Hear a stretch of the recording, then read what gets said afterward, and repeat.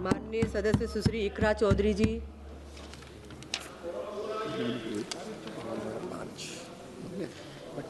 धन्यवाद अध्यक्ष जी। मैं वित्त विधेयक 2026 और उसके आधार पर प्रस्तुत किए गए केंद्रीय बजट का कड़ा विरोध करने के लिए खड़ी हुई हूँ।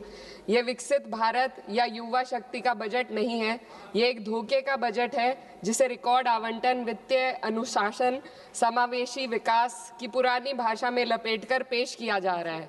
मैं इसकी सच्चाई को सरल शब्दों में सामने रखना चाहती हूँ, क्योंकि भारत की जनता सिर्फ नारे की नहीं, सच्चाई की भी हकदार है। सबसे पहले जिस वित्तीय अनुशासन की बात सरकार कर रही है, मैं ये बताना चाहती हूँ सदन को कि वो अनुशासन समाज कल्याण और राजस्व में कटौती करके हासिल किया गया है। इस सरकार बजट के आकार को जोर शोर से बड़ा बता रही है, लेकिन गरीबों के कल्याण के लिए बजट में घुटन है। उनके लिए खर्च का दायरा लगातार सिकुड़ रहा है। देश पर कुल कर्ज जीडीपी का करीब 55% है। ब्याज भुगतान में ही बजट का लगभग 1/4 हिस्सा चला जाता है, जो कुल राजस्व का 40% है।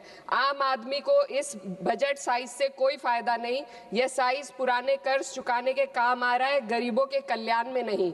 अध्यक्ष महोदय, सरकार ने 2019 में कॉर्पोरेट टैक्स में उद्योगपतियों को छूट दी थी और कहा था कि 30% टैक्स घटाने से निवेश और रोजगार बढ़ेगा।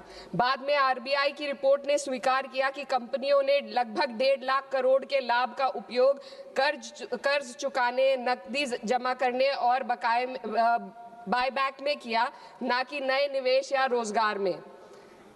कॉर्पोरेट टैक्स टू जीडीपी अनुपात घटा है, मुनाफा बढ़ा, लेकिन रोजगार ठहर गया है। ऑटोमेशन और ठेका श्रम ने स्थायी नौकरियों की जगह ले ली। आज भी एमएसएमई को कर्ज नहीं मिल रहा। युवाओं में बेरोजगारी बनी हुई है और असमानता लगातार बढ़ती जा रही है। शीर्ष 1% ने विकास का बड़ा हिस्सा अपने पास रख लिया, जबकि बाकी जनता ने अप्रत्यक्ष करों और कटे हुए कल्याण के माध्यम से इसकी कीमत चुकाई है। ये विधेयक उसी कॉर्पोरेट प्रथम नीति को जारी रखता है। ये सुधार नहीं, बल्कि बड़े उद्योगों के सामने आत्मसमर्पण है। पहले भी सरकार एक गलती फिर से दोहराने जा रही है। सरकार उद्योगों को सीएसआर में छूट दे रही है। सीएसआर फंड से जनता के लिए जरूरी विकास कार्य किए जाते हैं। सरकार ने पहले भी कॉर्पोरेट टैक्स में जो छूट देकर निवेश और रोजगार बढ़ाने का वादा किया था, लेकिन इस छूट का फायदा सिर्फ उद्योगपतियों ने कर्ज चुकाने में किया, ना कि देश के अंदर रोजगार या विकास में हुआ। अब सीएसआर में ढील देकर सरकार ठीक वही गलती दोहरा रही है। इससे स्कूल, सड़क और अस्पताल जैसी बुनियादी विकास कार्यों पर फर्क पड़ेगा। इनकम टैक्स और जीएसटी आज देश की कुल आमदनी का 65% है। नौकर पेशी और मध्यम वर्ग आज देश को चला रहे हैं। वहीं बड़े उद्योगपति जो 2015 में 62% योगदान देते थे, आज मात्र 40% ही दे रहे हैं। ये साफ है, उद्योगपतियों मित्रों को राहत दी जा रही है और आम जनता के लिए आफत बढ़ाई जा रही है।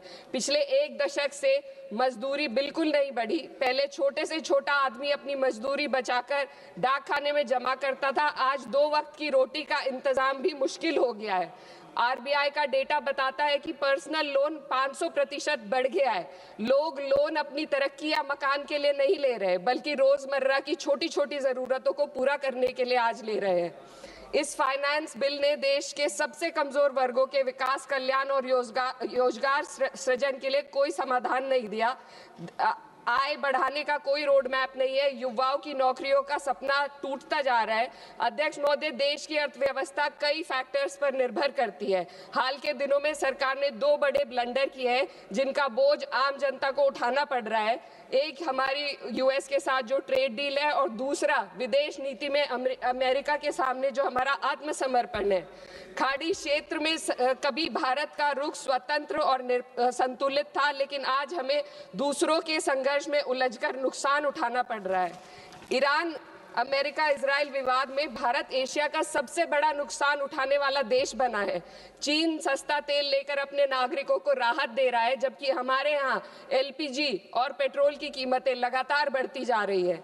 ईरान जैसे पुराने मित्र के कठिन समय में हम खुलकर समर्थन नहीं कर सके और आज गैस आपूर्ति के लिए बार बार अनुरोध करना पड़ रहा है।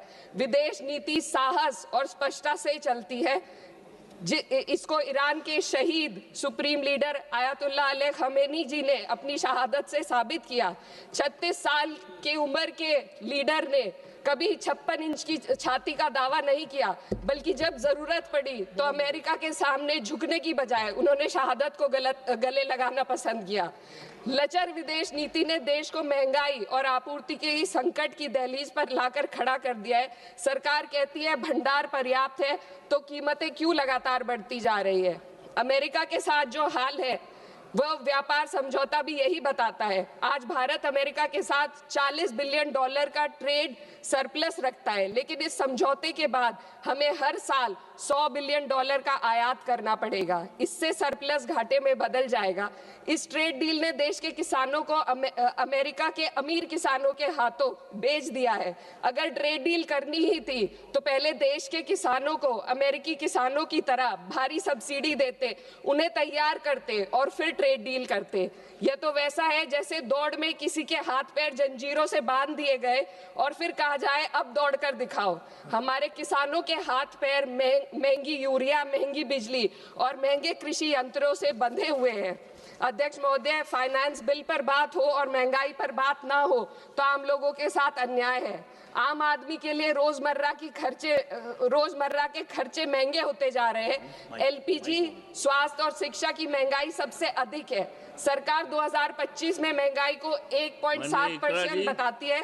सर 2 मिनट बस कंक्लूड कर रहे हैं। लेकिन मेडिकल महंगाई 14% है, ये एशिया में सबसे ज्यादा है। और शिक्षा की महंगाई 12% तक पहुंच गई है।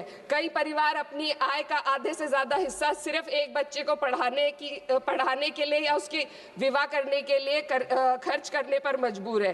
पिछले बजट में वित्त मंत्री ने एम्प्लॉयमेंट लिंक्ड इंसेंटिव स्कीम की घोषणा की थी। उम्मीद थी इससे 4 करोड़ नौकरियां बढ़ेंगी। 2 लाख करोड़ का बजट भी दिया गया, लेकिन ये योजना एक भी युवा को नौकरी देने में असफल रही। इसी तरीके से पीएम इंटर्नशिप स्कीम का हाल भी यही है। 1.6 लाख का ऑफर दिया गया।